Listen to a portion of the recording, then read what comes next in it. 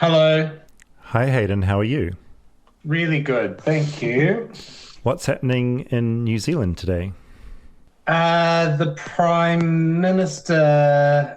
So we have this school lunch program, Hmm. and they contracted it out. The new government contracted it out to some kind of low cost private providers, saying that the old government was spending too much on it. But the new providers are basically providing inedible meals and non-halal meals to Muslim students and that kind of thing. And the Prime Minister just said, if you don't like the meals, then you can make your kids a Marmite sandwich. And for Americans that might not know what Marmite is, what is Marmite? It's like a black sludge that we put on bread. It sounds like a very American reaction from the Prime Minister of New Zealand. Yeah, he's just like, we fucked up. So you do it, then. I just think you need to extend that logic to everything else that's not working. Like the health system's kind of in crisis. Like, well, you want to receive medical care, then get a first aid certificate. It's really just like, this is your fault that we've fucked up. Why don't you fix it? It's a real attitude that It is. It's very American. It's a very American attitude, it feels like. I think it comes from that, right? Because they're like, the government shouldn't be providing for you. They kind of resent having to do it at all. It just was such bad PR to scrap lunches for poor children. So they decided to keep it going in this kind of the worst possible state. And now it's going bad. Hey, for today's podcast episode, I am looking at the Goodyear Blimp, and I actually go up in the Goodyear Blimp over Los Angeles. I'm wondering, when I say the word blimp to you, what do you think? I just think of that picture of the Hindenburg going down in flames. I'm David Farrier, a New Zealander accidentally marooned in America, and I want to figure out what makes this country tick. Now, every week I try and find something distinctly American that I can explore. These topics either end up being sort of charming, like the American Girl episode, or they're a quick trip into hell, like when I went to an execution or had to get a rabies shot. But there are also episodes that are right in front of me that are so obvious I just don't notice they're there. Recently I realized every month I write out a physical check to pay my landlord or use an app like Venmo to send someone money. If you're not from America, both those things are objectively crazy things to do, and one day I'll explain why. And the other day I realized I've spent 4 years being subjected to the most bizarre, deranged medical ads on TV. Obviously, that's a whole episode. And then earlier this year, I realized another idea that's been right in front of me this whole time, or more specifically, it's been buzzing directly over my head. I'm talking, of course, about the Goodyear Blimp, an American icon that I knew about well before I even got to America. And now here it is, hovering overhead. So make sure you've got enough helium and prepare to float 1,000 to 10,000 feet above the earth, because this is the Goodyear Blimp episode.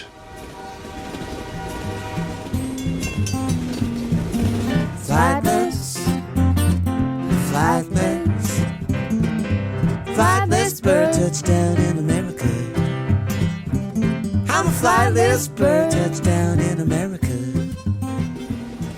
Hi, Rob.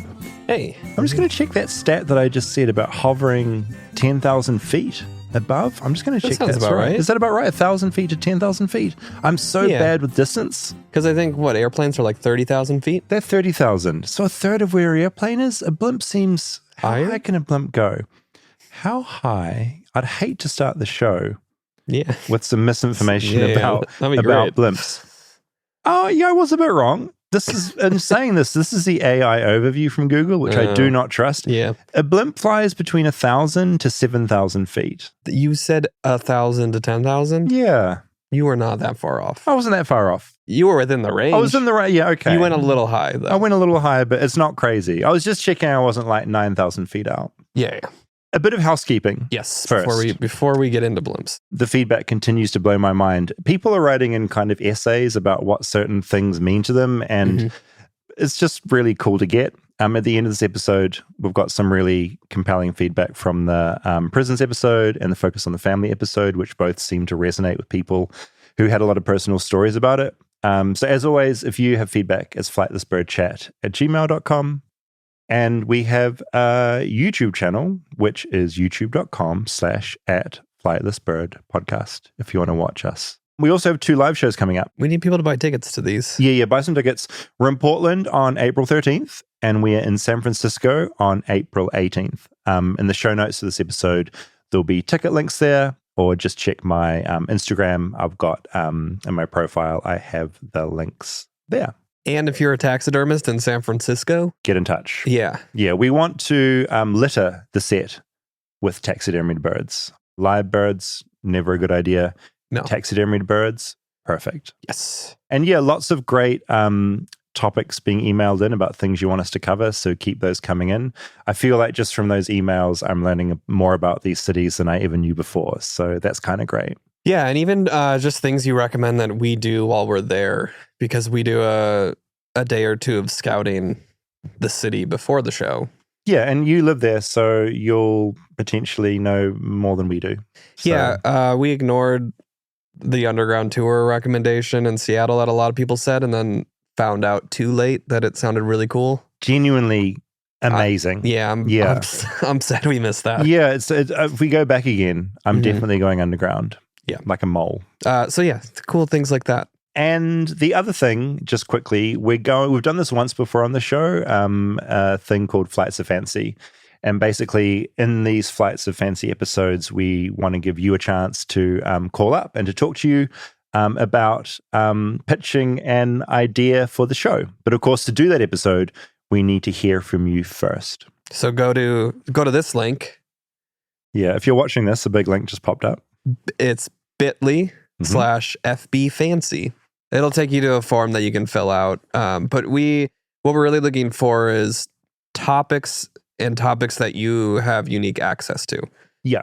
So not just something you think is interesting and want to hear about. The perfect example, I think, in the last time we did this was we heard from someone that had helped train Navy dolphins. Yes. So that actually been in the water with dolphins for a couple of years training them. That's the perfect kind of link. We had an incredible post office worker write in about his job. So it's those personal links we're looking for. Yeah. Your uncle was a cult leader. Yeah. Great. Yeah. So and things that you might have been listening to the show and just been like, why are Dave and Rob not talking about this thing that I know so much about and I desperately want to hear talked about? If you're that person, then this is a perfect show for you. Yes. So go to that form one more time, Rob. It's bit.ly /FBFancy.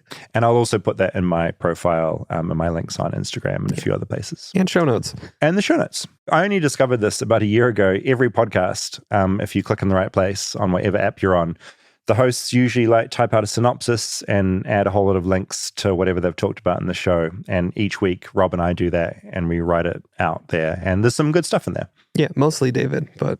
Yeah, Rob gets in there and fixes my bad spelling mistakes. So it'd be lovely to hear from you. And those live shows, Portland, April 13th, and San Francisco on April 18th. Yeah, if you live in either of those cities, come hang out so we can do more live shows. Come along.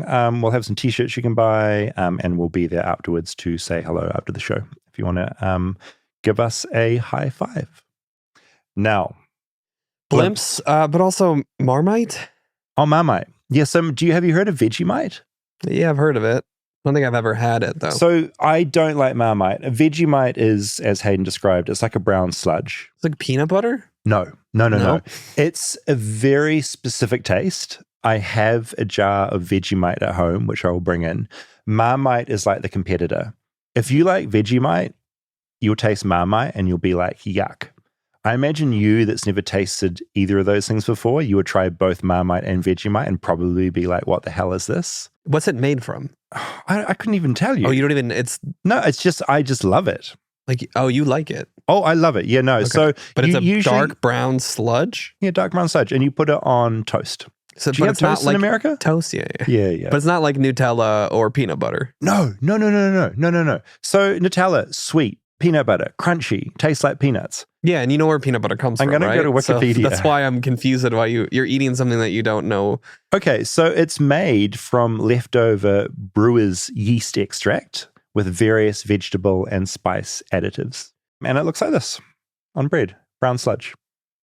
Mm. So yeah, the Prime Minister of New Zealand, everyone kind of turned on him when he suggested, hey kids, if you don't have lunch, why don't you just put some Marmite on toast, which is pretty dismissive of kids' diets, as much as I love that kind of paste on bread. Blimps.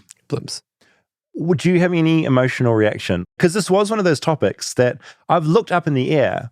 I've been with you, I think, and looked up in the air and seen the blimp and been like, look, it's the Goodyear Blimp. I think I've only seen it once. I see it all the time. You walk a lot, though. I do walk a lot. Is it specific to LA? The Goodyear Blimp? There are 3 of them, okay, and they're not all in LA. Okay. But one of them there is a big base here, which I went to visit. And there's 3 blimps. Blimps in general, like what do you like? Mine was always, I'd think of the Hindenburg disaster. Is that what came to your mind when you think blimp? I mean, I just think of like a hot air balloon mixed with the plane. You're not fair. I already don't love flying. So like the idea of a hot air balloon also does not sound great to me. If I was going to put you on a small aircraft, like a single engine aircraft, where you can fit, 5 people on board, a helicopter, a blimp, or a balloon, what would be your least favorite? Oh, least favorite? Yeah, or least, and then best. Let's go best to worst. Okay, best to worst. So I would say best is helicopter. I've been in a helicopter wild. and that was fine. But if that rotor stops spinning, you're dropping like a rock. At least with a single engine aircraft, you can glide if something goes wrong. I feel like you have more control over a helicopter, though. It's wild. Okay, so helicopter and first. Like more precision. Then I would pick a small airplane. Okay. Don't love small airplanes. I don't love big airplanes. I know, but I've been on some flights with you, and it's definitely, you're all good, but you can definitely sense that you're calming yourself down before a flight. Yeah. Do you know where that comes from, or has it just always been a thing? It wasn't always a thing. Like there was a certain age where it became scary. It became a thing. Do you have any concept of why? Like, had you sort of seen a news story about a plane crash, or maybe just thought about it more? Yeah, I mean, it might. Yeah, I think it was just mortality and thinking about it more, because it's part the trapped feeling of being on an aircraft, and like the anxiety kicks in a lot when they're like shutting the door and it's like, now you're here for the next 6 hours. That's how I feel on a roller coaster once that strap is down over you, and it's like that same feeling. Takeoff I'm good with, and landing I'm good with, but it's the middle part, and if the middle part when there's turbulence is my issue. I'm very scared of a lot of things, including death, and we've talked about this. Weirdly with flying, I don't get that scared, and I don't know why it is, and I don't want to think about it too much in case it triggers me being scared. But because I've done so many flights between New Zealand, and New Zealand is so far away, you end up on a lot of 12-hour kind of flights. I've had that thing where, you get up to wee in the middle of the night, you've been flying for 6 hours, and it struck me a few times, especially when there's like a little window in the urinal on a plane. You're just up there, and you're sort of in, I don't know, it's like being in purgatory or something. You're nowhere.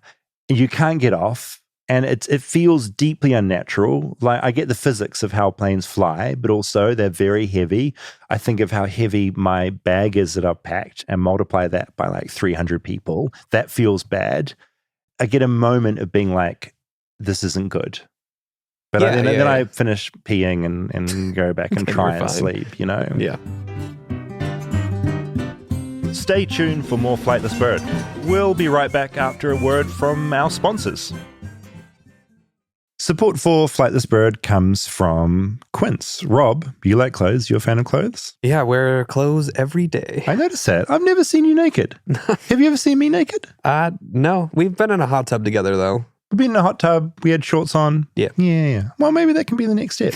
In the meantime, let's cover ourselves in Quince. I have a number of their items, and I like it because with Quince, I can get high-end, versatile pieces at prices I can actually afford, which is very important to me. So I can upgrade my style by snagging killer luxury essentials that sync with my vibe and my wallet. I have a really nice Mongolian cashmere sweater that I got from Quince because of the sponsorship. They start at just $50. And they have iconic 100% leather jackets and comfortable pants for every occasion. The best part of all this, all Quince items are priced 50 to 80% less than similar brands, which is a pretty significant price difference. And by partnering directly with top factories, Quince cuts out the cost of the middleman and passes the savings on to us. And something else we really like, Quince only works with factories that use safe, ethical, and responsible manufacturing practices, along with premium fabrics and finishes. I have one of their puffer jackets, which keeps me warm when it is cold in LA, like this week. It has been friggin' freezing. And I've got a bunch of shorts from them. Indulge in affordable luxury. Go to quince.com/bird for free shipping on your order and 365-day returns. That's QUINCE.com/bird to get free shipping and 365-day returns. Quince.com/bird. Support for Flightless Bird comes from OneSkin. Now, as the seasons change, so do your skin's needs. Shifts in the weather can leave your skin feeling irritated, tight, and dry, especially if, like me, you have sensitive skin or conditions like eczema. But what if your skincare routine could help calm your skin and reverse the signs of cellular aging at the same time? Enter OneSkin. Founded by 4 PhD-level researchers, OneSkin is the only company with OS1 peptide, the first ingredient scientifically proven to reduce the dysfunctional cells, aka zombie cells that build up as you age and make you more sensitive to those seasonal symptoms like tight, dry skin. Their products are free from more than 1,500 common irritants and backed by countless lab and clinical studies. So whether you have seasonal sensitivity or year-round irritation, OneSkin soothes and carbs your skin while helping it become younger and healthier at the cellular level. And for a limited time, you can get an exclusive 15% off your first OneSkin purchase with code BIRD when you check out at oneskin.co. I have been using their eye cream at night because as a 42-year-old man, I figure why not start looking out to my little eyes? So I've actually been finding that incredibly helpful. This is too much information, but I got really dry eyes about a month ago, and I got what I like to call a scaly eye. Scaly up there, horrible. It's not at all anymore, though. It's gone. OneSkin has helped my disgusting scaly eye, and for that, I'm eternally thankful. Founded and led by an all-woman team of skin longevity scientists, OneSkin is redefining the aging process with their proprietary OS1 peptide, the first ingredient proven to help skin look, feel, and behave like its younger self. Get 15% off with code BIRD at oneskin.co. That's 15% off oneskin.co with code BIRD. After you purchase, I'll ask you where you heard about them. Please support our show and tell them we sent you. Invest in the health and longevity of your skin with OneSkin. Your future self will thank you. I've never been on a big international flight like that. That long of a flight, the idea of that freaks me out. So, I mean, my dream with these live shows that we're doing is to end up doing a live show in New Zealand and to somehow get you and your family over there. Yeah. And I want to experience that 12-hour flight with you because it will be a trip. It's like an endurance race, you know? It's a really strange thing. And you're probably going to be raw dogging it the whole time because you'll be so freaked out. You'll just be... I need distractions on flights. And I end up planning backups. So I'll have an iPad that has movies downloaded that I know will cover the entire flight. Yeah, so in case your in-flight entertainment isn't there, you've got the iPad. Which is more and more, planes don't have any screens now. No, I know. It's get your phone, hook up to the Wi-Fi, balance your phone somewhere, and on a hope knee. The streaming's good enough that you're going to get through the movie. That was my favorite part of flying, was the little screens on the back of the seats. I still find it novel and amazing, and I kind of like that I have limited choices. It's not a Netflix where you've got 10,000 things or a million things. It's no, you've got maybe 30 choices. Maybe 2 of those will be good ones. And you just watch those movies. Is there anything with your movie choice on a plane that differs? I actually did a story when I was a journalist in New Zealand. I did this very silly story because I had a theory that your emotions are much more heightened on a plane. And so I went and did talked to some doctors as far as oxygen levels on the plane and just your mindset and all of that stuff. And cut a long story short, there are some definite triggers that make you more emotional on a plane. And that, in my experience, makes movies so much better. So if I try and watch a really intense drama, because it will make me cry, and it's a few times that I'm really feeling this movie. And comedies I find very funny. Everything's better on a plane. I also, though, because I feel so close to death when I'm on a plane. I pick much more earnest choices Like, I won't pick a raunchy comedy. I won't pick like a horror movie. Like, I need something that will be kind of calming. Kind of. Yeah. Like sort of a plotty drama as opposed to like an edge of your seat horror. Yeah. Yeah, that makes sense completely. Yeah. And something a little more mindless probably than I would normally pick. Yeah, I tend to watch stuff on planes that I would never watch anywhere else. And I kind of like it for that reason. Yeah. Including some of the terrible choices. I watched, on a recent trip, Craven the Hunter. Terrible film. Awful. I'm like, I remember when Marvel films used to be this is a Marvel film? This is a Marvel film. Mm. Terrible. I've never even heard of it. No, that's the thing. We're at that point now. I think they made too much stuff. Also, I cannot sleep on flights. I used to, like, when I first had the fear of flying, I would try to book early flights and then not sleep the night before. Just tire yourself so the hell that out. I would have to sleep. Oh, Rob. But then I wouldn't be able to sleep. Oh, so you'd just be out of your mind by the end of it all. Yeah.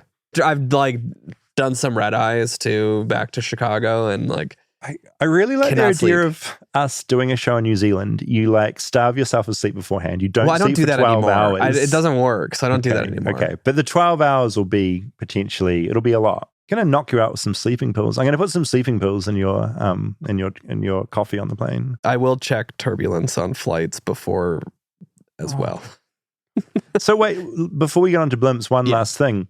Is all this current news about plane crashes, is that sort of freaking you out more, or you're at a certain level of freak out that you're going to just remain at for the rest of your life? I mean, that stuff's not great, especially we were about to fly when all that news was coming out. But I also know there's thousands of flights a day in and out of every city. So your logic can override things somewhat. I try. It's still not great. I don't know how much of it is happening more now, or we're just hearing more about it. Completely. It's like with crime. It's like if there's like one crash and then there's another, you're going to like hear about them more around like a cluster. Well, and my like algorithm knows that I'm clicking on those articles every time. Oh, you're getting nothing but plane every crashes. Little like issue I'm getting targeted for. Oh my God. So all this said, you're probably not going to fall asleep on a blimp? No. You're going to be... I don't know that I would have gone up in that blimp with you. Yeah. I wonder because I invited you, but you had other recordings. Yeah. But I also think, did you have other recordings? Or was that just a convenient excuse? What are the mechanics of a blimp? Because it's not a plane. It's not a plane. But it has an engine and like a propeller. There's a bit of this in the doc. Because it's not a hot air balloon. It's not just helium and you're not floating. It's not a hot there. air balloon. One thing I did want that sort of surprised me, I hadn't thought about, the Hindenburg airship was filled with hydrogen. Mm-hmm. And so have you seen footage of, it's in the doc. Yeah. You've seen footage of that thing blowing up? Yeah. So that was hydrogen. Blimps now contain helium. So that whole explosion risk doesn't exist anymore. Mm-hmm. I mean, you don't want your blimp catching on fire. Yeah. But it's not going to fucking explode everywhere, which was a huge relief to me. But essentially, you're floating and there's some little propellers that then very slowly put you through the air. That's basically it. But you're floating and you're just being propelled by these like little propellers. Yeah, I don't love that. Just because the weather and stuff. I mean, we'll get into the doc soon, but this came to be because I was basically like, what is this blimp? Like this feels, I know it's like created in Germany, but it feels like a very American thing because it's so heavily tied into advertising. Mm-hmm. Then I saw it was a blimp's 100th year anniversary this year. And so I thought this is the perfect cold email from like a podcast I've never heard of about like flightless birds. And they were just an amazing bunch of people to work with. They got back to me super. I never thought I would get on the blimp. I thought at best I would be interviewing maybe a pilot or a PR person next to the blimp. But they were cool. They're like, no, we can have you up there next week. And this is incredible because like the public can't go on the Goodyear Blimp. Yeah. They give away some flights. So I was blown away by this whole thing. And figuratively and literally. Oh my God. I wish that was on purpose. Take credit for it. One thing I would say, and I would be so curious now how you would react, it was a really peaceful kind of non-scary thing. Because I thought you'd get kind of like buffeted in the wind and it would feel like a bit loopy. Because I don't love heights. Yeah. But it felt very steady and it lifted off from the ground so gently that it just felt very safe. Have you been on a hot air balloon? Never. You're not a heights guy. I think one of my favorite trips with you, we went to a national park in Utah. Yeah. And we were going over a wooden bridge. And I jokingly jumped on the bridge a little bit. I hated that. Yeah, I think that was probably the first time you saw how genuinely scared of heights I am. Yeah, you were terrified. Yeah, no, that was bad. That was scary. For me with heights, it's so interesting, isn't it? For me, it's when I'm not enclosed. So the blimp is essentially like you're enclosed in there. It felt fine. If I'm out like abseiling off a cliff, or what do you call it? Are you doing that? You're rappelling off cliffs often? When I was like at school, we had to do it at school camp. Mm-hmm. If I'm doing that, or if I'm on a walk up next to a big drop, nightmare in my brain. I don't love that either. Yeah. But no, and I think a hot air balloon, I think I would be scared because it's not enclosed. Yeah, you're in a basket. Yeah, but you can jump out. Yeah, that's what I mean. You're in a basket and that's it. Basket without a lid. Yeah, no, that would be a no-go for me. Blimp enclosed, I was okay. You were in an enclosed basket under the balloon? Actually, I'm going to play the doc because this kind of takes you through the whole experience. And it was, I will say it like it was a really cool thing to do, even though the Hindenburg disaster was playing in my head the whole time. I've dreamt about going on a blimp ever since becoming charmed by the Duff Beer blimp in The Simpsons. Now in a moment we'll be raffling off our grand prize, a ride on the famous Duff Beer Blimp. A ride on the Duff Blimp. But it turns out that blimps are exceedingly difficult to get on. From what I can tell, there are only about 25 blimps left on planet Earth, and they're not exactly easy to access. Originally invented to patrol the air during World War I, the American Navy became particularly big fans during World War II, the slow, steady, and maneuverable vessel able to see what ships couldn't. Goodyear built over 150 blimps for this exact purpose. Blimps were big. And for a while, blimps were flirted with as a form of mass public transportation too, a kind of floating magical bus. But then, the Hindenburg disaster happened. Pretty bad PR for blimps. It was May 6, 1937. The German blimp was carrying 97 people when it went up in flames at around 7:25 p.m. while attempting to land in New Jersey. 13 passengers died, along with 22 crew members. That accident pretty much put an end to blimps as a form of mass transport. So my point is, here in 2025, it's really hard to get on a blimp as a member of the public. Thankfully, it's the 100-year anniversary of the iconic Goodyear Blimp, and they were game for giving me a spin. It was just after 2 p.m. on a sunny LA day when I got to Blimp headquarters. Parking the car, I saw a speck in the distance, the Goodyear Blimp coming into land. I'd brought my friend Kayla, who, like me, has always wanted to go on a blimp. From ages 7 to 14, if you asked me what my life goal was, it was to go on a blimp. Do you remember when you first became aware that a blimp in LA was a thing? Well, I think they might have one in the Bay Area too. So you grew up in San Fran? Yeah, and my parents lived on this mountain and you could see the whole bay. And then there'd be a blimp sometimes. So what's that all about? As the Goodyear Blimp came into land, I realized how weird it was. This giant mass of helium dwarfing the carriage underneath, a couple of stubby propellers off to each side, and as it landed, it all looked like it was just balancing on this one tiny wheel. That makes absolutely no sense to me. It's like a unicycle, basically. It is a unicycle. So it's those two little propellers on the side doing all the work. Like, does that big part always stay like that, or does that deflate? That's what I want to find out about. The more I look at the blimp, the more I realize how little I know about the blimp. Despite blimps being a part of pop culture and literally seeing it hovering in the sky at least once a month, I know next to nothing about them. And just in time, we're approached by the pilot who looks like she stepped directly out of Top Gun. It's actually longer than a Boeing 747. Perfect American smile, big tan, giant aviators. My name is Taylor Dean. I'm the chief pilot here in the California operations. And how long have you been doing this for? How long have you been flying the Goodyear Blimp? I've been with Goodyear for 14 years now. Yeah, a long time. It just flies by, really. There's a small, steep set of stairs you climb onto to get on board. That weighed me and Kayla earlier, needing to know exactly how much extra weight was coming on board. Adam, another pilot along for the ride, explains what's happening before we take off, or float off, or whatever the blimp terminology is. What they're doing right now is a couple of things are going on. One, the pilots, they're running our weight and balance. So we're figuring out, how many kilos of passengers and fuel are on board, and then there's a certain weight range we need to have the ship at. So they're going to give the crew ballast counts, and they're going to add or subtract ballast bags based on where we need to be weight-wise to go fly. Inside, it felt more bus than plane. I think because of the giant windows. Once you're inside, you tend to forget the near football field-sized balloon above your head. It's all just such a foreign thing to experience, I think the closest thing really would be if you have experience being out on the water, whether that's, sailing or on a power boat.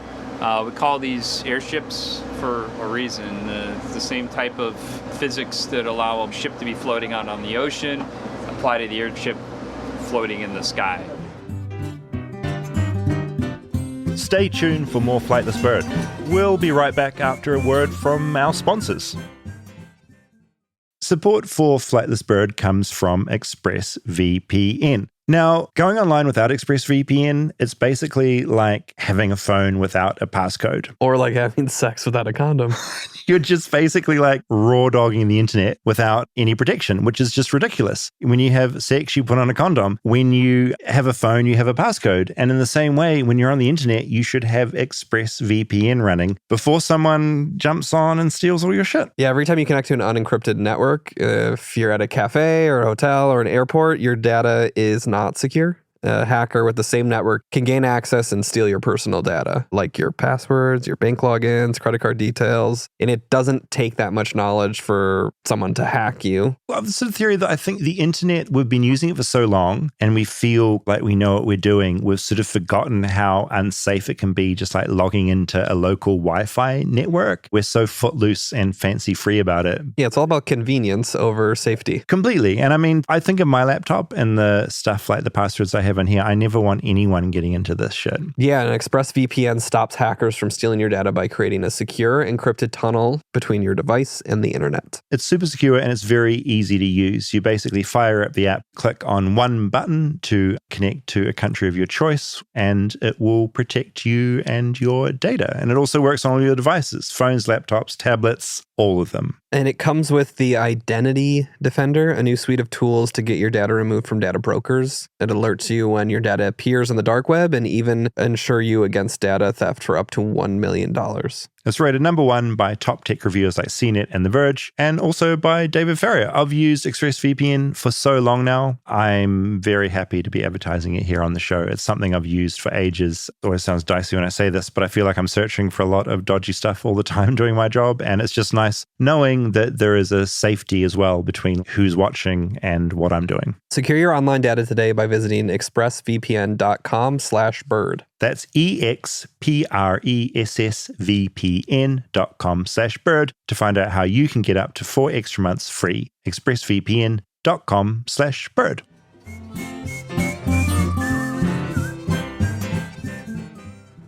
Essentially, this blimp is a giant floating commercial. One of the main purposes of a blimp in 2025. Drones have taken over surveillance, and they're not used for public transport. So America has the DirecTV blimp, the Hood blimp, the MetLife blimp, and the most well-known blimp, the Goodyear blimp. I feel like the Goodyear blimp has hovered over most of America's big sporting events at one stage or another, from the first ever Super Bowl to the NBA Finals and the PGA Champs. And then suddenly, we're off into the air. And this blimp climbs kind of fast. The ground drops out beneath us. We use the engines for some of the lift. The helium provides 90% of it. And then once we're flying along here aerodynamically, we get some lift as well. And we take off pretty steep. We can actually pitch the ship up 30 degrees nose up, 30 degrees nose down. It is a much steeper deck angle than what you're familiar with, like on an airline flight. It's one of the most challenging aircraft that I've ever learned to fly. No two takeoffs and landings are the same. So even if the conditions are relatively stable all day, just flying the challenge of flying the airship is fun for me because it keeps you on your toes and teaches you something new every once in a while. It's hard to describe how this feels. It's like I've been sitting on a bus, Then suddenly the bus is drifting off up into the air. We bank off left, heading towards Long Beach, the place I spent election night. I feel I like it a lot better up in the sky. We'll fly within about 1,000 feet of the ground in most instances. We can fly a little bit higher if we need. So that, you know, we're a big flying billboard up here. We're operating at altitudes maybe a little bit similar to what you would find a helicopter flying along at. But we can go higher if the situation requires that. It's the only way to see the world because you're 1,000 feet above the ground. You're going about 40 or 45 miles an hour. You can wave out the window and people can see you and wave back. I mean, it's pretty cool. We buzz around for about an hour, and I think I like LA a lot better from the air. Those horrible freeways suddenly look a lot more organic and interesting. The green looks greener, and a shipping yard full of massive containers looks organized and mesmerizing. Kayla did one better. What's the best thing you've seen from the sky? A whale.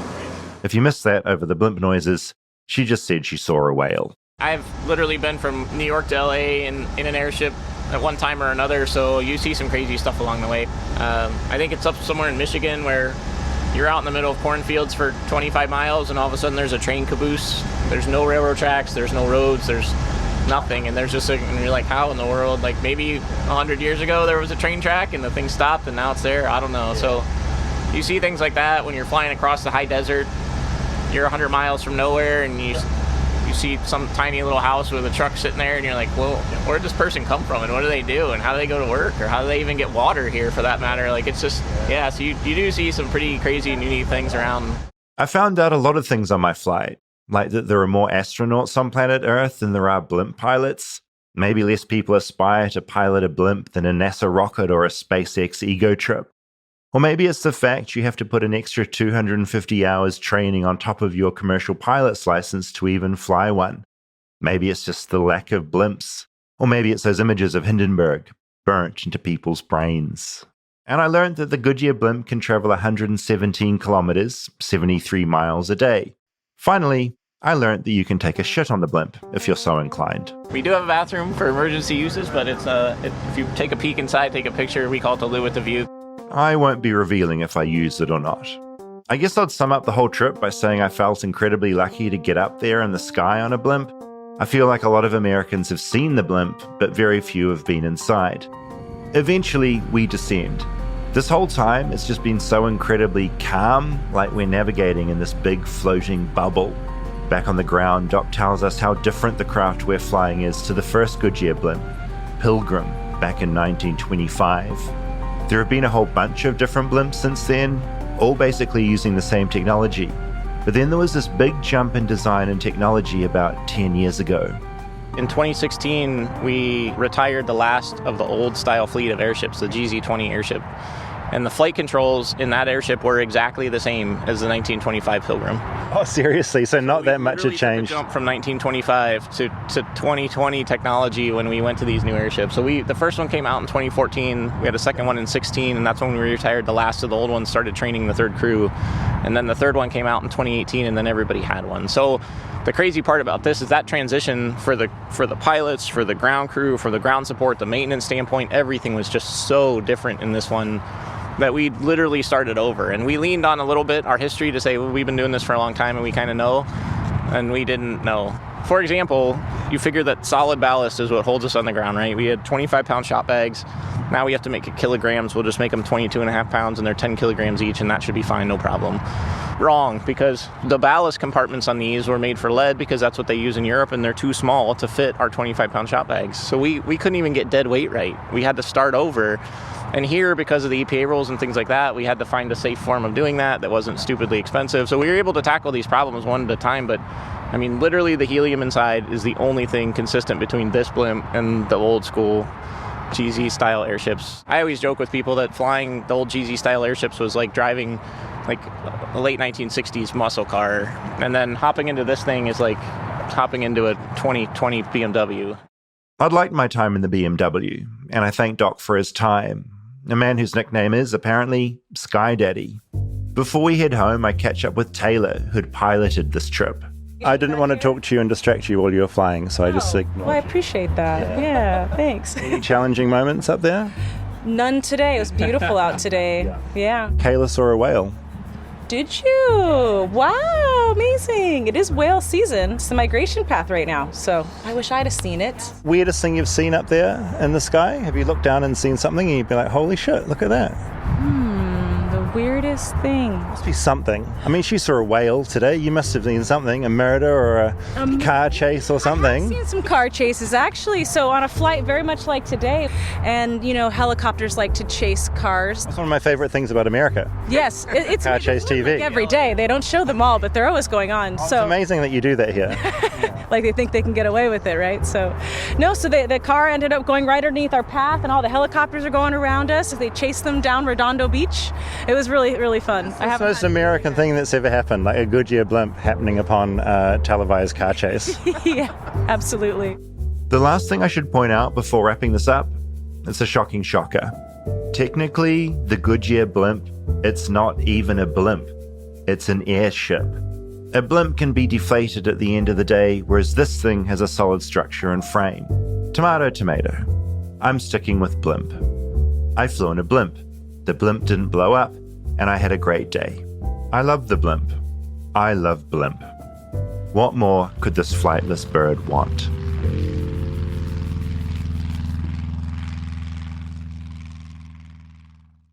So, big takeaway. Huge revelation to me, not a blimp. It's an airship. So yeah, it can't be deflated. It's a solid thing, so you can't deflate the thing and put it in a truck. When it does big trips, there has to be a road crew that travels along with it so it can land and be docked and refueled and everything. Can you see inside the blimp portion? Sealed up. Sealed up. Yeah, it's funny. In my mind, I kind of pictured a little window, a little latch. Latch, and you can sort of poke my head up. Yeah, that's what I was hoping. Yeah, but I think the gas would. I'm not a physicist. I think the gas would probably escape, or like a bubble, a glass dome that you can poke your head up into. Honestly, that's what. Yeah, you can't. Yeah. There's no access. Dang. It is funny. It is like you're on a bus, and then the bus slowly just drifts off into the air. And I'm also not sure if you caught it, but the one of the pilots I was talking to, his nickname was Sky Daddy, which I think is such a great name if you're a blimp pilot. I mean, that seems like a name you would enjoy. The best. So what is the purpose of the blimp? It's advertising. Yeah, so back in the day, and look, blimp experts, I might get some things wrong here. Originally, it was used in the wartime as basically surveillance. So blimps would go out above Navy ships and basically patrol the air. Very quiet up there. Well, they're confusing because also very big. Paint them like a cloud. Paint it like a cloud. I'm confused. I'm genuinely, so I'm scared to talk about this. I'm genuinely confused about that because very big in the air. Yeah. But I guess you're up high enough and they can the idea is they can see other fleets of ships in the distance. Well, and maybe surveillance isn't catching it the same way it is an aircraft. Totally. So there's that. So that was the original. Then until Hindenburg, it was used as a form of transport. Because it's not using a lot of fuel. Once you've got the gas in there, you're just quietly moving through the air with some propellers. So it's a really efficient way of travel. Mm-hmm. And today, primarily, it is for advertising. But so Goodyear just pays to operate this as a floating billboard? Yeah. That seems yeah, and they're quite expensive. They're not cheap. No, really, it is. It's an advertising thing. That's only what they do. They're not no. As I say that though, sandwiches to dropping in pizzas in San Francisco. The other thing they do occasionally, and I felt like he was tricking me when he was saying this, but I'm pretty sure it was true.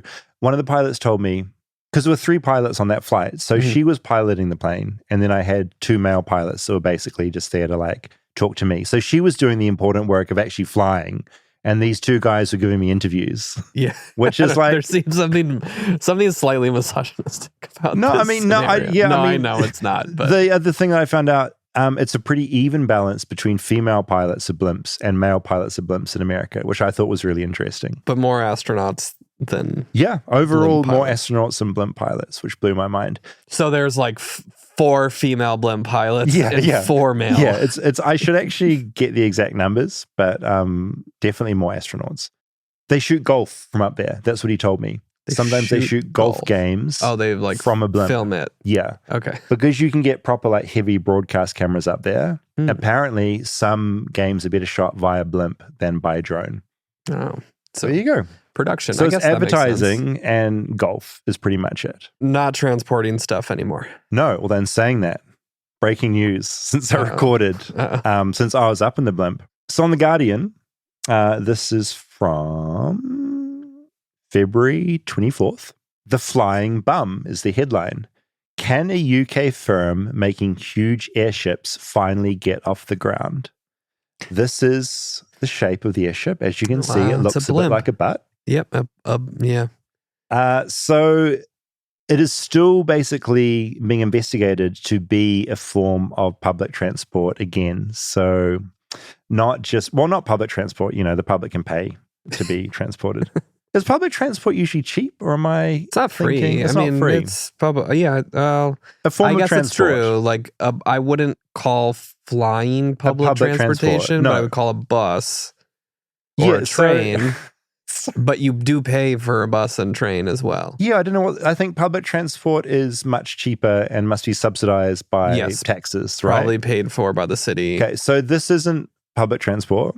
It's a form of transport. It's a privatized form of transport. For profit.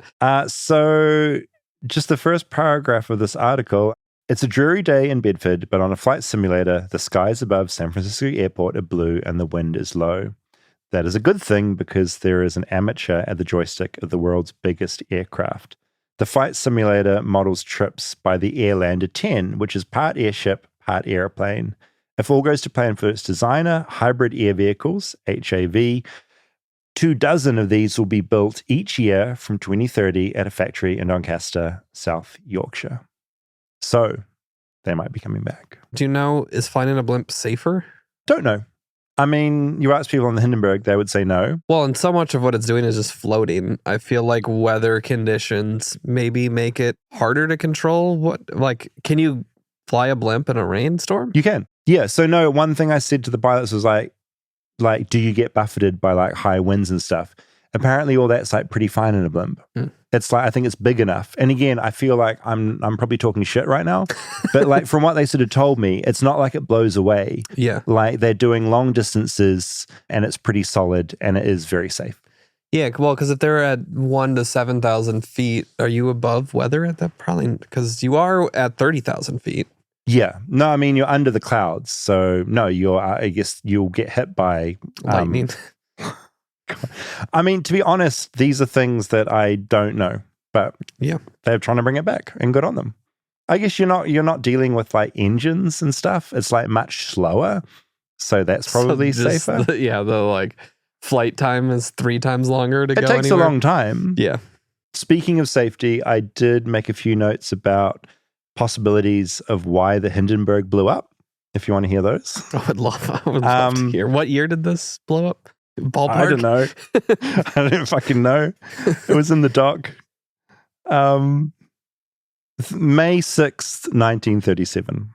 12 years after blimps were invented. Because 100 years was 2025.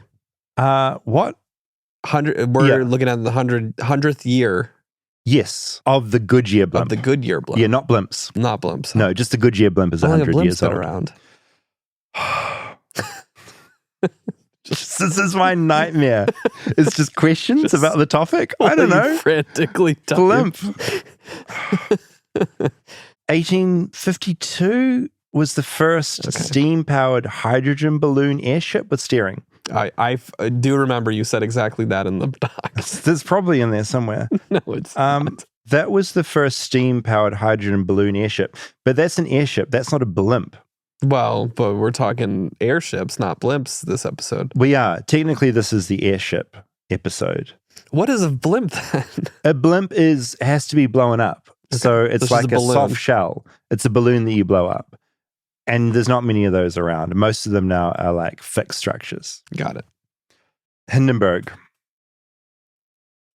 Theories of why it blew up. Number 1, static electricity. Hugo Echner, who was the manager of Zeppelin during World War I and World War II, he argued that the fire was started by an electric spark, which was caused by a buildup of static electricity. That's theory 1. Sabotage, theory 2. It's been suggested that Hitler himself ordered the Hindenburg to be destroyed in retaliation for Hugo's anti-Nazi opinions. Nice to know that the manager of the Zeppelin was a Nazi hater. Lightning.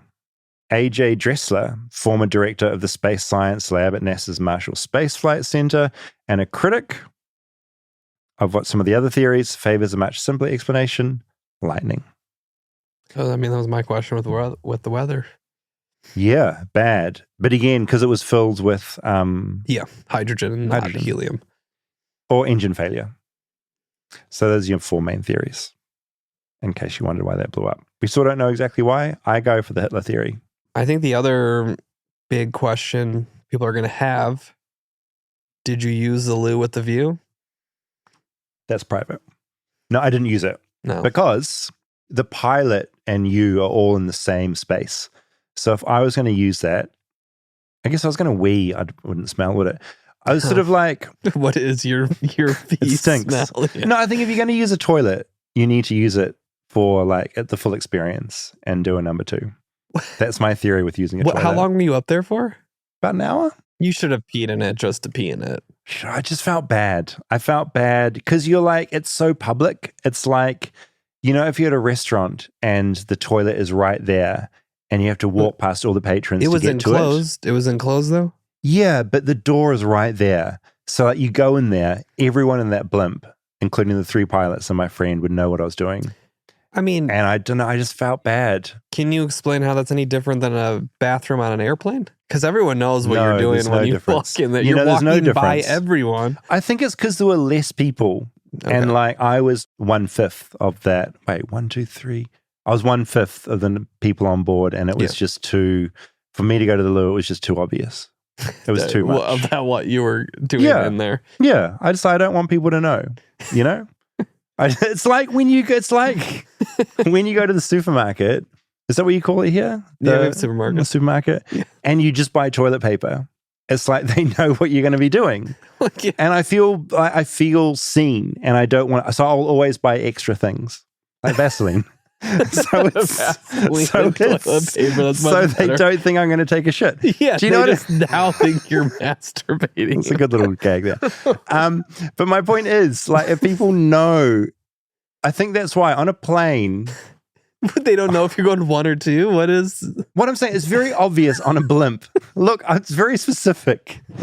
It's a small space. It's just because you know everyone on there. Everyone. You don't know any. Yeah, everyone's a stranger on the plane. You just be like, I'm going to go in here, and you shut the door, and they're just outside the door. So they all know where the 5th person is gone. You know, there's people sitting like 4 feet from the bathroom. Yeah, but there's on a like plane. 300 of them. Like there's 300 people on that plane. Somehow that is less offensive and less weird than you being just like 1/5 of the crew stepping in there.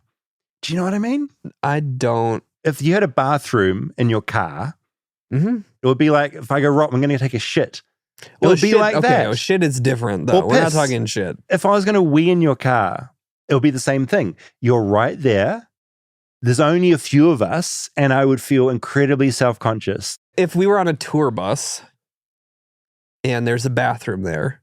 Borderline. There is a rule, like when you're on tour, you're not supposed to shit in the bus. No. When everyone's on it. That's the thing. You don't do that. But peeing, I don't think there's 5 of us on that tour bus. I'd try and avoid it. Desperate. That's my whole thing. Even like an 8-hour stretch? Even a wee. 8 hour different. Again, time comes into it. Does We're up there for, in my calculus, it does. We were up there for, I'd say, between 45 minutes to an hour. That seems like just on the cusp of being allowed to use the bathroom time, though. Yeah, and I think if it was an 8-hour blimp ride, I would feel less self-conscious about using the bathroom. It's almost like you're rubbing it in their face if you do it, like at 45 minutes up in the air and you're weeing. I just think it's not the one. Especially if it's like a little basket that they have to empty themselves. Imagine. Someone has to empty it. Yeah. Is my argument making any sense at all of why I didn't want to like wee or poo on the Goodyear Blimp? There are elements to it that make sense. Duration, number of people, number of passengers, and your relationship to each of them. The relationship to each of them, and the space within the blimp. I would have had no problem. 15-minute ride. You're straight on there. You're straight on there. Another issue that is raised that some people bring up, and I guess this is valid, there is a helium shortage on planet Earth at the moment. Well, it's not great for this new blimp company. You can't just make more helium. Huh? No, it's the thing. Liquid helium, this is from this NBC article. The world is running out of helium. Here's why doctors are worried.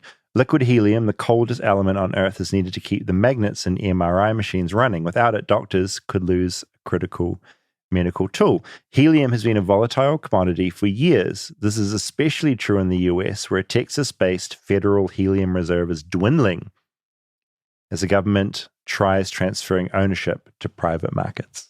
So that's another challenge that UK-based firm will have. Just use a bunch of this life-saving helium that doctors are using? Yeah, fly this blimp, like kill 1,000 people or something. Yeah. You know, So the helium thing is an issue. And then you can't fill it up with hydrogen because you might get another Hindenburg disaster. Did you have to wear a seatbelt or anything? There was a seatbelt there. We had to wear it for takeoff. And then the rest of it, we were just wandering around the blimp, just like you were on an aircraft. And landing? And landing, yeah. I didn't put mine on for landing. I was naughty. Ooh, bad to the bone. Bad Davey. Sometimes on planes, I don't do it as well. I'm like, it's my rebellion. Don't tell me what to do. Sometimes I pretend it's like clipped in, but it's not. I put it on immediately. Of course you do. Because you're picturing yourself being flung through the air all the time. All in all, I would say the blimp was a strong 9 out of 10. The only reason I'm taking off a point is because, as I said, when you're on there, the bathroom, I actually 8 out of 10. Bathroom is a problem.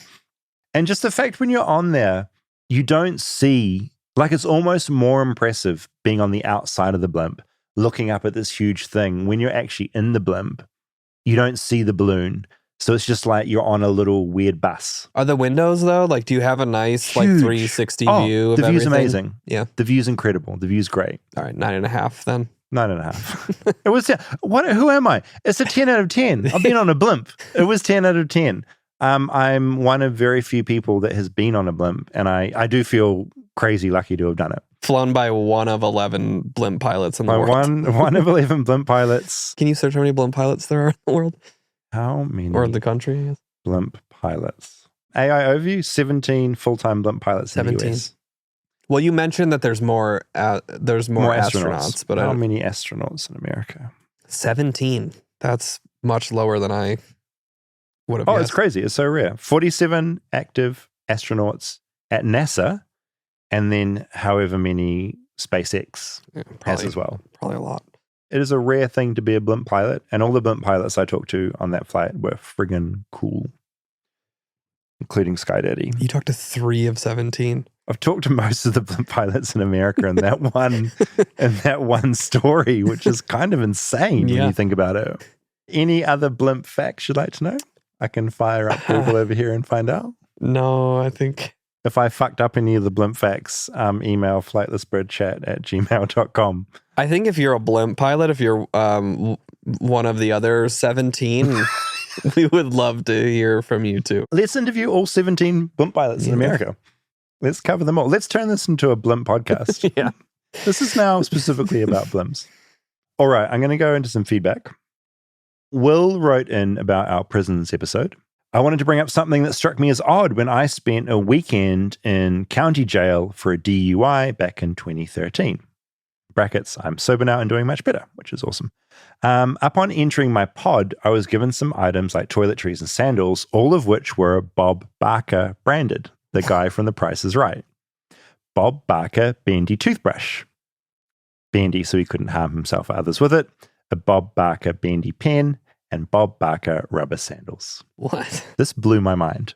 Is this like a charity that Bob Barker? These are all great questions that I do not know the answer to. Or he's making money off of. I assume he is making money off them, some kind of deal with the prison system or certainly the county jail that this guy was in. I could see him having like I know nothing. I have zero connection to Bob Barker. I don't know what kind of person he is, or is he like a loved American icon? Yeah, I mean, yeah. Is he a big deal? No, he's definitely beloved. I could see that being a thing in something that he's donating. Right. I guess it's good they have a toothbrush, right? It's good he got a toothbrush. It's good he got little sandals. And it's good he got a bendy pen. Yeah, I mean, I hope he's not. That's mind-blowing, right? Yeah, that would be wild if that was If you know anything more about this, why Bob Barker is sponsoring certain prison items, flightlessbirdchat@gmail.com. Seth wrote in saying, when you were talking to Bianca about how certain things can be legal in one area and then illegal 100 feet down the road, David followed that conversation up with a disclaimer saying that she didn't mean literally. Actually, I don't know why this is funny to me. I just love like feedback that's so clear. Actually, she can mean quite literally what she said. Laws will be different within a matter of a couple of 100 feet or a few miles. I was arrested about 10 years ago in Michigan for possessing less than 3 grams of cannabis. At the time, different cities had different laws on the legality of the substance. I lived in Grand Rapids, and weed was decriminalized there, so it was only a $10 fine if you got caught with it. I, however, was arrested in the town over in Granville and was smacked with a year of probation, 3 months of alcohol and drug classes, 80 hours of community service, and about $4,500 in court fees and lawyer costs. 2 years later, after I had been off probation for about a year, Michigan legalized cannabis entirely. So yeah, that 100 feet thing, technically true. Amelia wrote in, prison in America is weird, and it's always been fascinating to me. You might like my personal connection to all this. When I was in high school, 11th grade, I was taking a sociology class. One of the intrigues of this class was a field trip to a local max security prison. My teacher and maybe one other adult took 20 or so 16 to 18-year-olds to a max security prison. And we sat in a large room with maybe 6 to 8 inmates and just talked to them for probably an hour. The main guy of note who we met was Thomas Junta, the hockey dad. Look him up. So I did look him up. Have you heard of this guy? No. Thomas Junta was an American hockey dad from Reading, possibly Reading, Massachusetts, who was convicted of involuntary manslaughter in 2002 after his attack on Michael Costin led to Costin's death. Costin was the informal referee of a pickup hockey game involving the men's sons. The attack and the fight, which ensued, was witnessed by about a dozen children, including Junta's son and Costin's 3 sons. So basically a case of a parent getting upset with a referee. That happens a lot. So back to Amelia's letter in regards to visiting Junta in prison. One of my classmates harassed him a little, put the teacher on edge.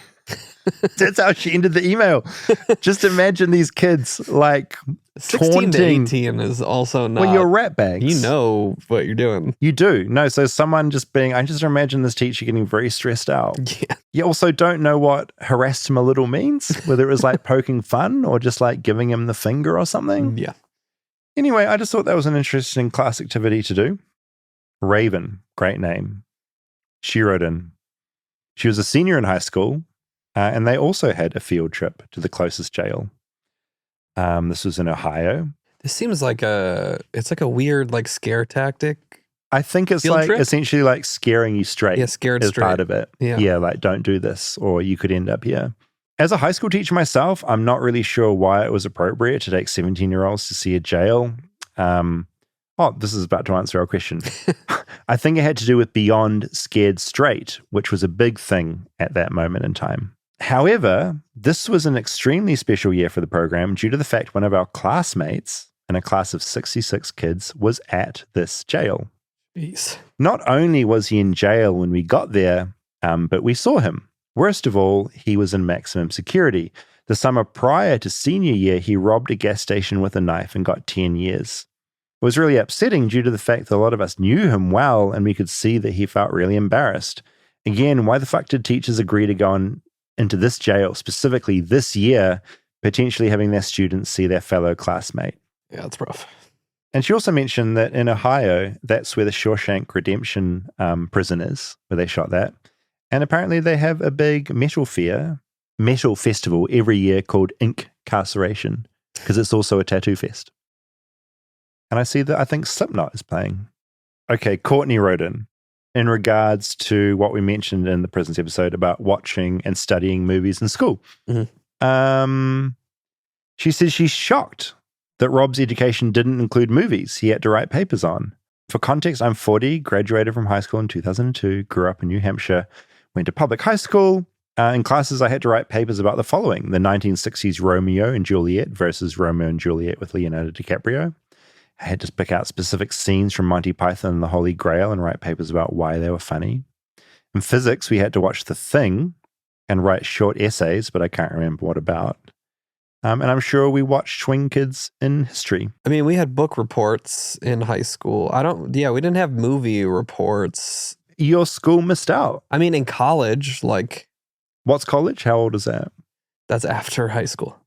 But University. what age? University. Okay. 18 and older. I mean, yeah, I went to an art school. Like, there were film classes that we had to No, we're watch. talking high school. Like, this is wild. Yeah, a lot of people wrote in being like, basically saying you missed out on a really important part of schooling, which was just sitting on your butt watching cool movies. Yeah, we had to read books and then write reports boring. on them. Barbara wrote in about our prisons episode, and we talked a lot about Prison Break, and we got stuck into True Blood, which some people found highly offensive. I said specifically we shouldn't shit on this. You did. No, we got to get in there. Barbara says, when discussing movies, you need to be specific. True Blood, with Anna Paquin, that's 2008. The True Blood most people relate to is 1989. Oh, well. Same goes for Prison Break, 1938. Is that the one you're speaking of? I'm gonna give a little pushback. I don't think most people are thinking of either of those. No, I really don't think they are. I'd like to think she was being honest and very stern. She might have been joking. I think she was legit. Yeah, I think she was joking because I hope the she's 1938 Prison Break is what most people are thinking of. It's really good. It's a good joke. So from now on, we've got to date all our pop culture references. I guess at this point, most things have been remade 10 times by now, right? I'm sure there's a White Lotus from the 20s about something else. We're talking about White Lotus, the 2025 season. Just quickly, a lot of people also are still writing in on our Focus on the Family app because apparently a lot of listeners knew exactly what we're talking about. Mm-hmm. Our sex ed teacher told us that God/Jesus/the Holy Spirit was with us even in our most intimate moments with our future wives. And that is why when we get an erection, it points up to heaven to remind us that God is here too.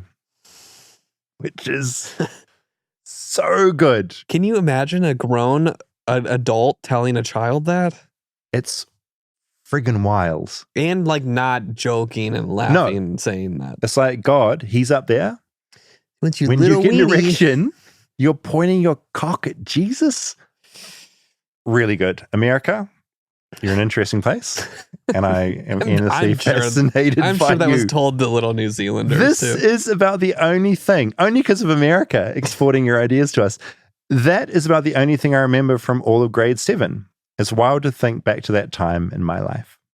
Alan wrote in, my family would listen to Adventures and Odyssey tapes on 8-hour road trips out to Colorado to visit the Focus on the Family headquarters in Colorado Springs.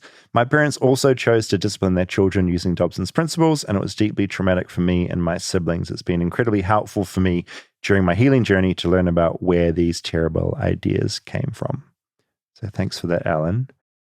Becca wrote in saying, I was recently informed there's a spicy fan fiction version of VeggieTales called Pounded by Produce. Sarah on Focus on the Family wrote in with a really good point. She's a mum. I didn't hear from anyone involved in Focus on the Family currently. They still exist? They do. Very much so. Colorado Springs, huge compound, hugely influential still. If anyone listening works for Focus on the Family. Oh yeah, if you can write in and sort of explain why you're explain yourselves to me, I would love that. Yeah, we'll do a follow-up episode. Sarah said, I think it would be a kind thing for you to acknowledge that most parents are just doing the best they can, and that it can be difficult for exhausted young parents to know if they're getting bad advice from an expert. As you said in your episode, Dobson had an agenda. Many well-intentioned parents were conned into following his advice. I hope any parent who listened to the episode can give themselves grace if they parented in Dobson's way. And if they heard this episode, they may discover why their relationship with their adult child is rough. Or a young adult listener just realized that their parent was guided by Dobson's methods. Maybe this episode will be a catalyst for healing a tense parent-child relationship. Yep, that's a very good point. It is, yeah. And hopefully, I think hopefully a parent said, listen, they're not like feeling guilted out. They just like have some realization of where those ideas came from and can be a bit more open, and kids can give their parents some slack if they were raised in a slightly weird way, because I think a lot of parents that latched onto this were just trying to do their best. They were manipulated, and if they were reading books on how to be a good parent, it shows intent that they wanted. Completely. They weren't reading a book like how to be a shitty abusive parent. How to neglect my children. No, and they were like them. how to raise good kids. Mm-hmm. Content wasn't so good. Yeah. Beth wrote in about her parents following Dobson's focus on the family playbook. When raising us, we were homeschooled. We could watch violent shows like Cops and Unsolved Mysteries, but couldn't watch any shows that might involve young people dating or having crushes like Full House or Saved by the Bell. Secular music was out of the question. I had memories of my mum preparing me for my life as a housewife, letting me know that I would have to accept that my future husband would have ultimate rule over our home and my life. All the book titles you mentioned sounded familiar, especially Life on the Edge, which my parents definitely forced me to read. I was recently visiting my family in Colorado Springs and helping my dad with a charity event. Much to my distress, I found out as I arrived that the event to help set up is being held at Focus on the Family headquarters. As a bisexual progressive atheist I am, today it felt like I was about to burst into flames just crossing the thresholds of that creepy place. Oh, this was a good tidbit that came in. Morgan wrote in, Focus on the Family created a movie reviewing system that you should be aware of called Plugged In. This website is essentially a conservative Christian parent's dream, and even goes through and counts every curse word in every film. They provided a link to their review of The Wolf of Wall Street. How many curse words? So they basically, I've just opened this up, pluggedin.com. So it has like a normal little review, and then it says it's got positive elements, a little section there, spiritual elements, sexual and romantic content.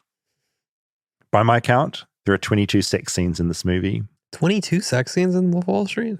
Mm-hmm. But in brackets, it's admittedly difficult to tally, since sometimes it's hard to tell when one ends and another begins. Like montage of sex scenes. Among many, many other things, oral sex is graphically merged with other sex acts involving a threesome. It's also given screen time in settings that are public and within the confines of a moving vehicle involving the driver. It just gets so specific. A post-orgy scene revels in the reveler's nudity. Sexual fondling. And it goes on and on. Violent content, crude or profane language. All told, well more than 700 profanities. 700? Just keep aware that someone is watching this. Yeah, just tallying. And counting. A handful more than 525 are F words. Their words, not mine. With some used sexually and others getting combined with mother. In brackets, it's the most F words Plugged In has ever counted in a movie, and is being reported as the most F words in any mainstream non-documentary movie ever made. They're referring to Tickled, though, as the documentary with more. That's the doc they're referring to. Add to that 70 plus S words. That's shit, if you're wondering. 35 to 40 misuses of God's name. 10 or so paired with D-N? Oh, goddamn. Damn. Nearly 25 abuses of Jesus' name, about 20 crude references to the male anatomy, including... it's all blanked out. Cock? This also seems weird, like, that they're documenting it so intensely. It's like a handbook if someone wants to go and... No, it completely. The person that wrote in telling me about this saying is that's how they used it, basically to find the gnarliest horror films to watch, and so that they would watch them. But there's so many curse words that are blanked out on the site, it's actually hard to know what they are. What is okay, this is a game. Referring to the male anatomy, C, cock, something S. Oh, cocksucker. Yep. Okay, D, dick. And what is P-K? Prick. Yep. Okay, so I got there eventually. Oh my God, the music, they've got Apathy. They've got that Bruno Mars Rosé song. Let's see what they say about that. Oh, this, okay, I recommend this website to anyone, pluggedin.com. Positive content, none.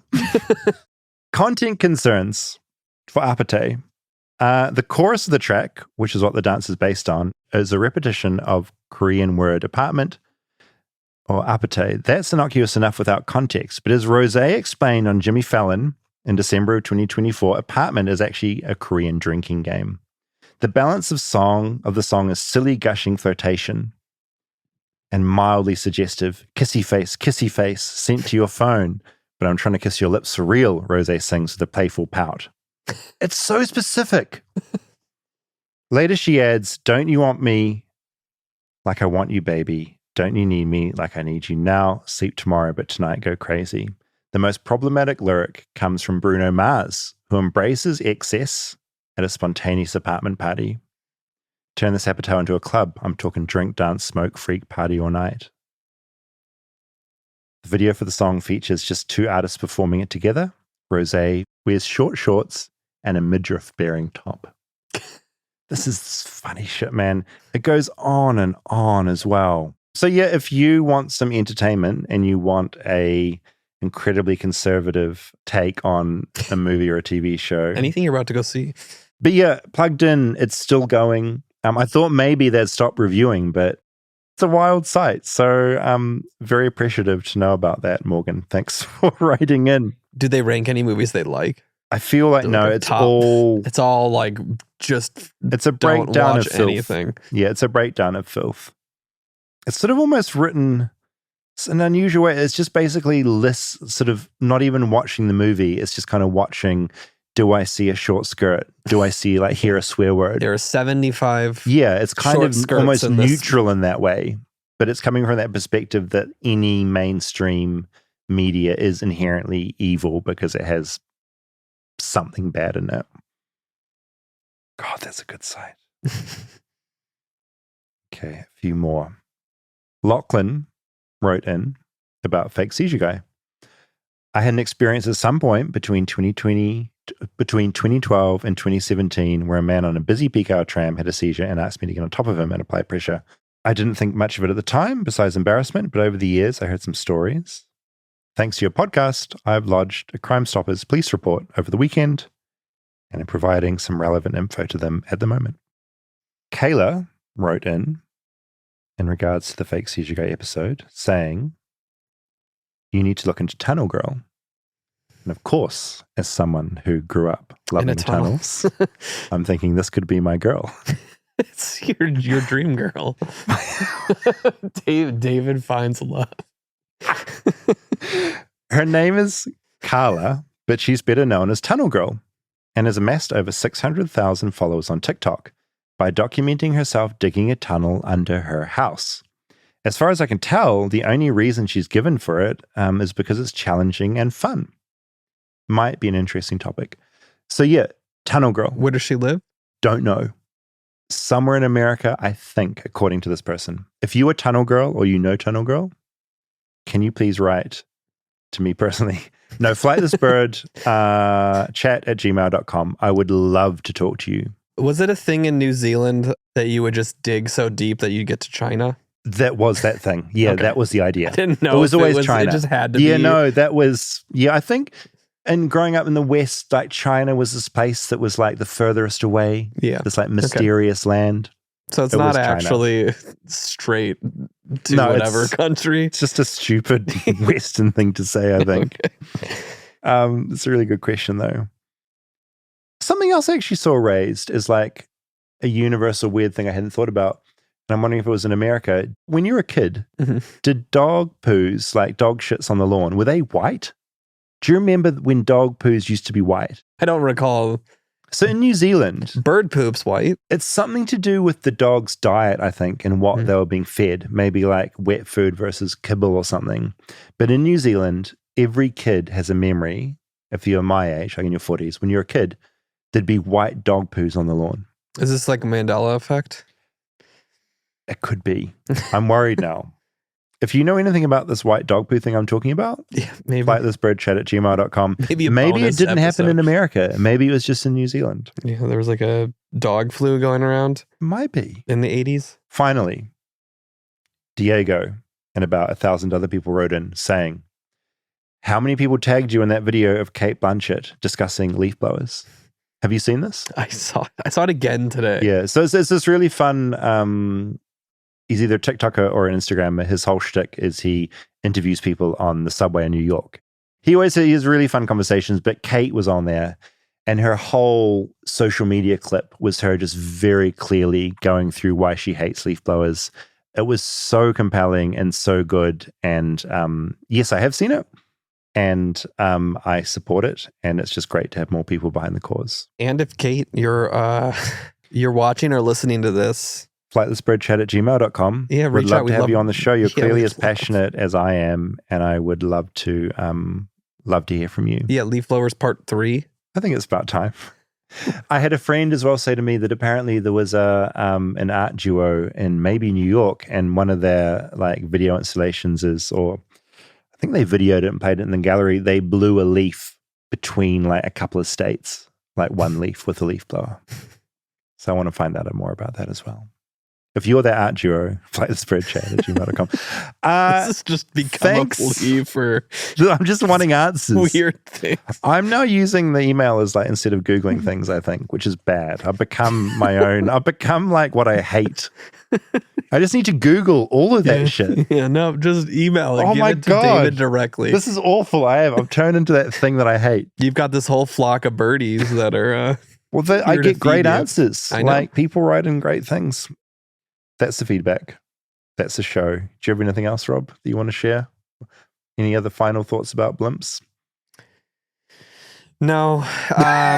Well, you know I it feel all like now. I would maybe do fine on a blimp based on I think based you'll on be what okay. I learned.